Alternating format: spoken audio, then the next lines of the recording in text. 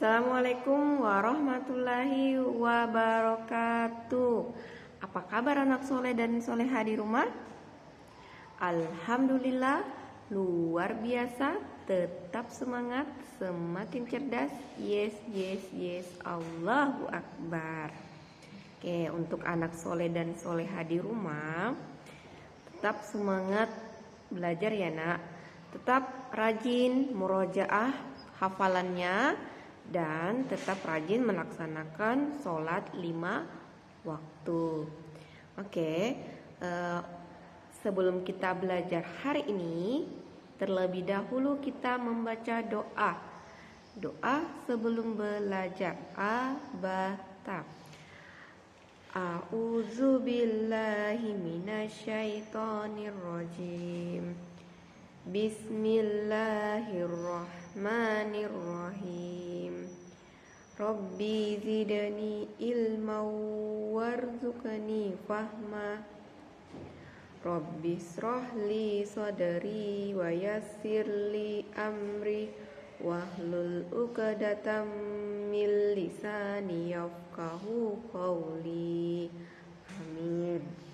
Oke. Baiklah, hari ini kita akan mempelajari tema 6 ya. Kita sudah masih di tema 6. Merawat hewan dan tumbuhan, subtema 4. Ya, ini subtema kita yang terakhir di tema 6. Subtema 4 merawat tumbuhan. Oke. Jadi untuk anak soleh dan soleha di rumah, perhatikan baik-baik penjelasan berikut ini ya. Oke.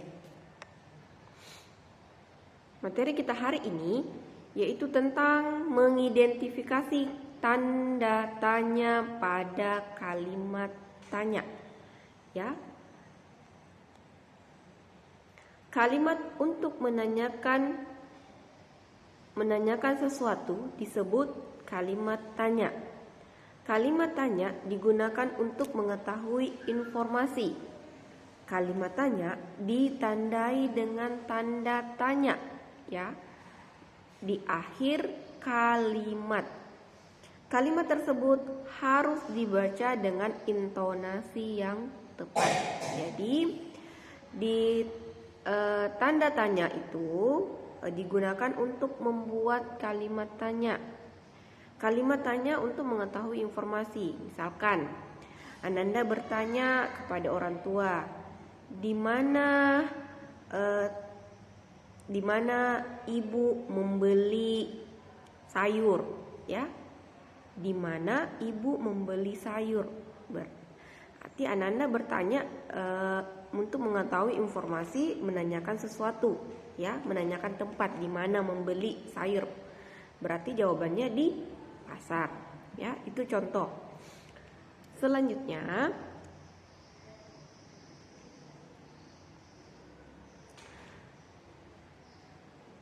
tanda tanya berada di akhir kalimat, ya. Selain tanda tanya, kalimat tanya juga memiliki kata tanya. Kata tanya berada di awal kalimat. Oke, Ibu ulangi nak. Tanda tanya itu berada di akhir kalimat. Kalau kata tanya berada di awal kalimat. Oke. Ini kita akan mempelajari ada 6 kata tanya. Yang pertama, apa? Apa itu menanyakan sesuatu. Apa yang Dedi lakukan di taman, ya, untuk menanyakan sesuatu. Yang kedua, di mana? Untuk menanyakan tempat. Nah, yang tadi, di mana ibu membeli sayur? Tempatnya itu di pasar ya. Yang ketiga, mengapa? Untuk menanyakan sebab atau alasan. Mengapa Nisam tidak mengerjakan tugas? Ya, pasti ada alasannya toh nak, kenapa tidak mengerjakan tugas.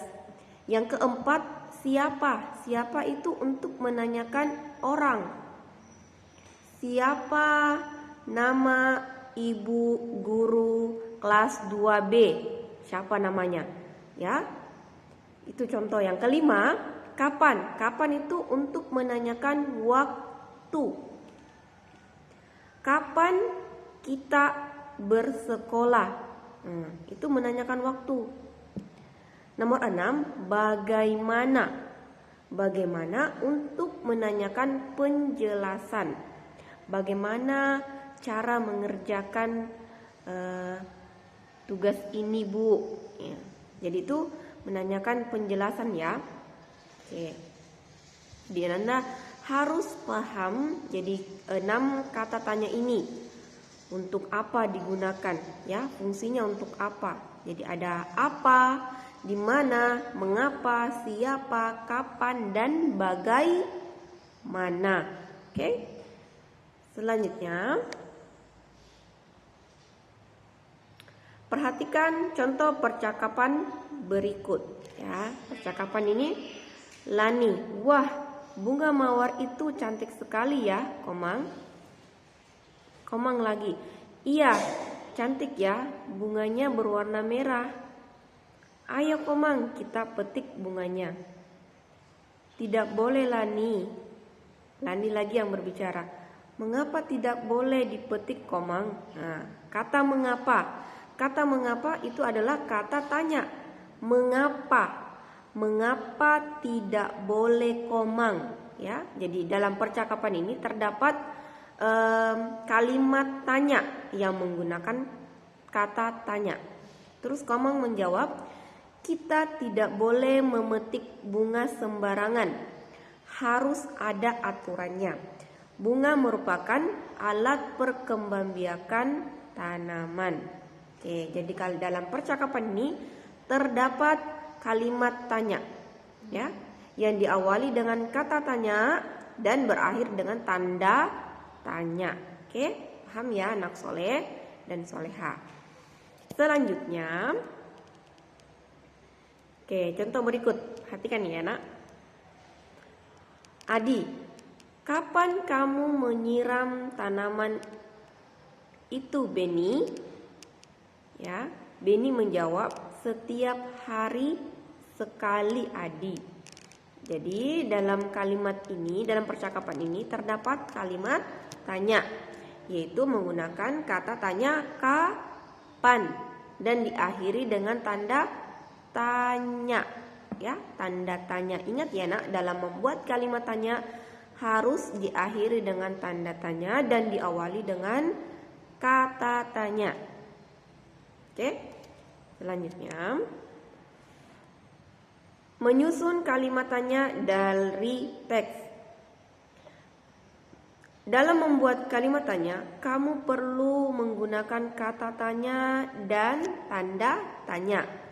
Kalimat tanya dapat dibuat berdasarkan teks. Oke, perhatikan teks berikut ini. Beni gemar menanam berbagai tanaman. Kemarin, Beni baru saja menanam biji mangga. Beni menanamnya di halaman rumah. Tidak lupa Beni memberinya pupuk. Jadi ini ada sebuah teks.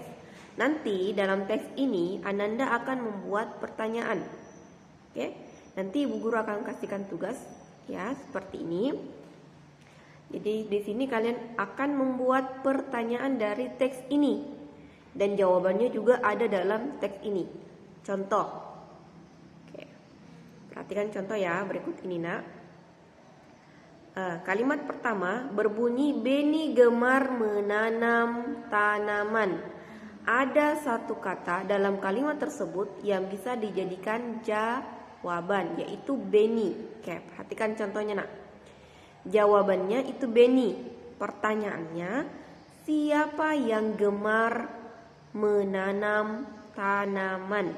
Jadi yang gemar menanam tanaman yaitu Beni. Beni itu nama orang. Oke, paham ya anak soleh dan soleha, insya Allah. Untuk tugas kita hari ini, tugas yang pertama di halaman 166. di halaman 166 yang mempunyai buku pena, itu ada nomor 1, soal nomor 1 ya. Bagian A, B, C, dan bagian D dan E. Yang bagian Ananda hanya melengkapi kalimat tanya. Di atas, bagian atas sudah terdapat kotak kata tanya, siapa, mengapa, apa, kapan, dan di mana. Kalian lengkapi kalimat bagian A, B, C, D, E dengan kata tanya yang tepat sesuai dengan kalimat yang tersedia ya. Jadi lengkapi dengan menggunakan kata tanya yang berada di kolom bagian atas. Itu tugas yang pertama. Tugas yang